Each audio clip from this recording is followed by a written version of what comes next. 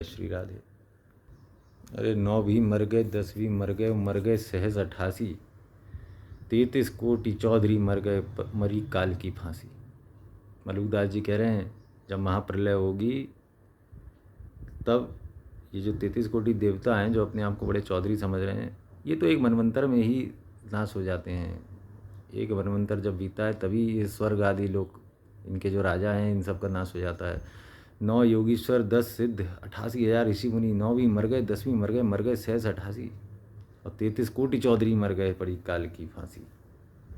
चांद हूँ मरी है, सूरज हूँ मरी है, और मरी है धरनी आकाशा। 14 भुवन जरावन हुई हैं इनकी झूठी आशा। ये जो मर्त्यलोक है, धरती भूमंडल, अतल वितल सुतल तलातल रसातल पाताल, नीचे के लोक, भू भुव स्वहा, ऊपर के लोक, स्वर्ग लोक, जन लोक, पितृलोक, तप लोक, महर लोक, सत्य लोक, ब्रह्म लोक।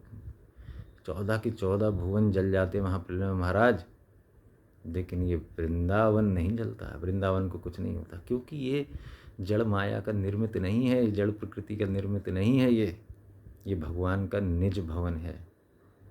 वो जो गोलोक है, वो जो वृंदावन है, वो ये वृंदावन तो है ही, पर ये जो वृंदावन है ये वही वृंदावन है। ये भावना आवश्यक है। न्यारो 14 लोक ते, वृंदावन निज भवन, तहाँ कबहू न लगत है महाप्रलय की पौन।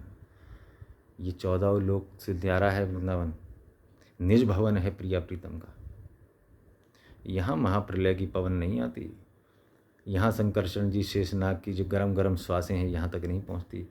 यहाँ तो सभी प्रणाम करते हैं। अनंत कोटि ब्रह्मांड नायक यहाँ पर आता है, यहाँ से एक पैर भी बाहर नहीं निकालता, यहाँ पर अपनी लीलाएं करता है। उसका निज भवन है, ये माया काल नहीं है। हमारे वृंदावन और छूट जात सत असत वासना, मन की दौरा दौर। माया काल तहाँ नहीं व्यापे, जहाँ रसिक सिरमौर। यहाँ माया और काल का प्रवेश नहीं है। जो भी जड़ अवयव है भगवान की शक्ति के, अपराकृतम प्राकृतम रूपकम च काल स्वरूपम तद अचेतनम मतम, जिसको वेदांत दशलोकी में कहा है कि काल भी वही अचेतन है, जड़ तत्व है। प्राकृत जड़ तत्व, अप्राकृत जड़ तत्व, और काल भी अचेतन तत्व ही है। इस सब का प्रवेश वृंदावन में नहीं है। ये काल से भी परे है, ये कालों के काल से भी परे है। महाप्रलय, महासर्ग, सृष्टि, पालन, संहार, इन सब से परे है श्री वृंदावन धाम। तो इसकी महिमा को जानिए।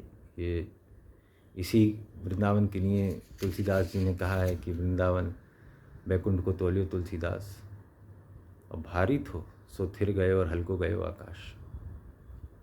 तुलसीदास जी ने वृंदावन और बैकुंठ को तोला है। वो बैकुंठ जो 14 लोक से अलग है, इन दोनों को तोला है। तो कह रहे हैं कि जो भारी है ना, यानी वृंदावन, वो तो नीचे रह गया, जो हल्का था इसके सापेक्ष वो चला गया आकाश में।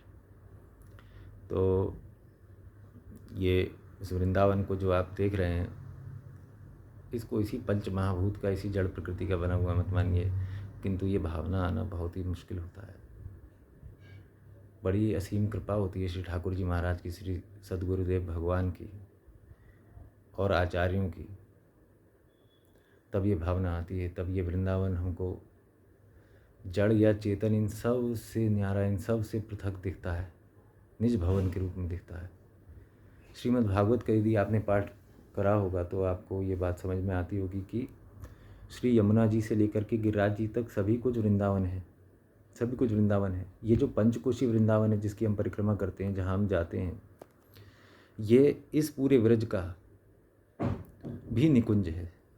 निकुंज का अर्थात निज भवन, जहाँ शयन करते हैं श्री प्रिया प्रीतम, जहाँ शयन करने के पश्चात कुंजों में से होकर जमुना जी तक जाते हैं, जहाँ महारास करने के लिए जमुना जी की रमण रीति का उपयोग करते हैं।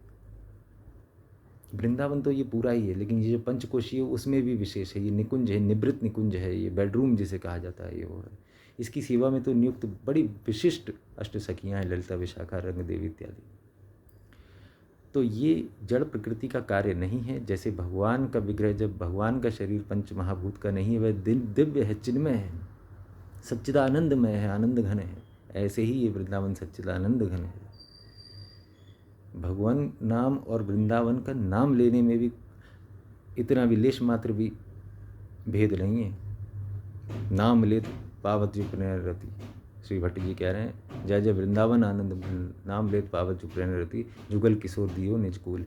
इसका वृंदावन का उच्चारण करते हुए यदि आप दिल से वृंदावन शब्द का उच्चारण करेंगे तो जुगल किशोर प्रिया प्रीतम श्री ठाकुर जी महाराज श्री जुगल सरकार निज कूल निज सामीप्य निज सानिध्य आपको प्रदान करेंगे, ऐसा श्री भट्ट जी का विश्वास है। तो इसके स्वरूप को पहचानने का प्रयास कीजिए। यद्यपि ये कृपा सापेक्ष है, साधन सापेक्ष नहीं है। यह सुख साधन ते नहीं हुई, तुम्हारी कृपा पाए कोई कोई।